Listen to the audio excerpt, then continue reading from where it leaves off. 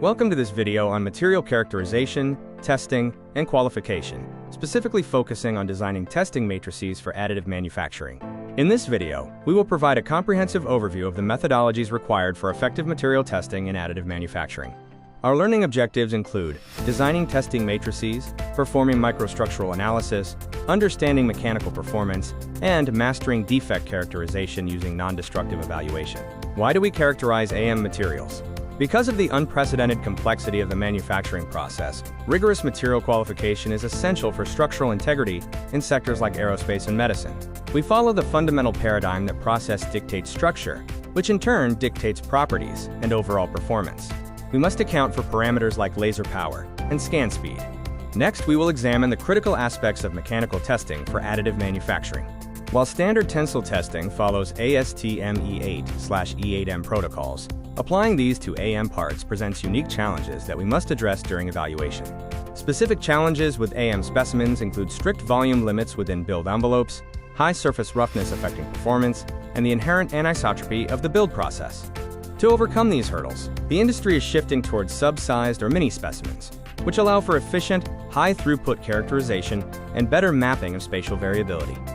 Build orientation is a major factor. Vertical builds can suffer from layer interface issues, while horizontal builds often benefit from better structural continuity across tracks. We must also consider specimen location. Thermal history, argon gas flow, and recoater interaction can create property gradients across the build plate. Moving on, let's discuss advanced mechanical testing protocols. For fatigue testing under ASTM E466, we categorize behaviors into high cycle and low cycle fatigue, both of which are sensitive to different material characteristics. Surface conditions and post-processing like HIP are critical to fatigue life. We use equations like Basquine's to model the relationship between stress amplitude and cycle failure.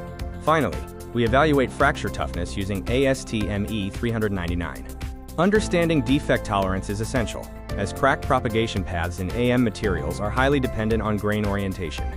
Creep resistance is a critical property for additive manufacturing parts utilized in high-temperature environments, such as turbines and aerospace engines. This involves understanding time-dependent permanent deformation under stress at elevated temperatures and managing unstable non-equilibrium microstructures typical of AM. Microstructural characterization allows us to analyze material features across multiple scales, from macro-scale build layers to nanoscale precipitates and dislocations. The hierarchy of microstructure includes features such as melt pool tracks, prior beta grains, and martensite laths, which we investigate using tools like optical microscopy, SEM, and TAM. Optical microscopy serves as our first line of defense for evaluating melt pool morphology, lack of fusion voids, and porosity, provided that sample preparation is rigorous. Scanning electron microscopy, or SEM, offers superior resolution and depth of field, making it the primary tool for fractography to identify brittle or ductile failure modes. Electron backscatter diffraction, or EBSD, is used to map crystallographic orientations, which helps identify severe textures that lead to mechanical anisotropy in AM builds. X-ray diffraction is essential for phase identification and quantifying residual stress, which are both critical factors in the performance of as-built AM components. Evaluating porosity and other defects is central to ensuring part quality, with a common industry target of 99.9% relative density. The Archimedes method provides a cost-effective way to measure bulk density, though it lacks the spatial resolution to map individual defect locations. X-ray computed tomography provides non-destructive, 3D mapping, allowing engineers to classify defects by size, sphericity, and distribution. Thermal property analysis, including techniques like DSC and TGA, helps identify phase transformations and assesses powder stability against oxidation. Measuring the coefficient of thermal expansion is crucial, as anisotropic thermal expansion can contribute significantly to residual stresses and part warping. Non-destructive evaluation techniques continue to evolve to ensure that additive manufacturing processes meet strict industrial quality standards.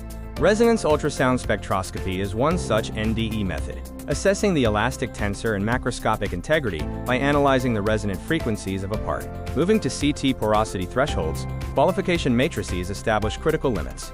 For instance, high-performance aerospace parts typically require an overall porosity volume below 0.5%. Now, let's look at a practical case study concerning PBF TI-64, specifically focusing on how scan speed affects material properties. This chart illustrates process mapping for TI-64, providing a clear overview of the parameters used during the experimental data collection phase. As scan speed increases, energy density drops, which can induce lack of fusion defects and lead to a significant decline in bulk density. Similarly, higher scan speeds increase cooling rates, which promotes a finer, more needle-like martensitic microstructure within the titanium alloy. Our testing blueprint follows 4 key steps: density mapping, tensile verification, microstructural fingerprinting, and final fatigue and toughness testing. This concludes our module on additive manufacturing material characterization. Thank you for your attention. The images and data used throughout this video were compiled from these industry and research sources. Additional data and image sources related to thermal analysis and sensor integration are listed here for your reference.